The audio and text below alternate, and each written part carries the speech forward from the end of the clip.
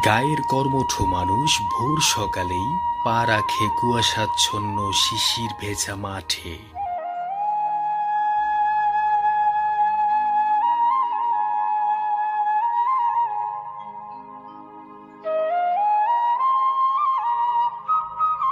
জীবিকার তাগিদের কাছে হাড় কাঁপানো শীতও মাথা নত করে হার মেনে নেয়।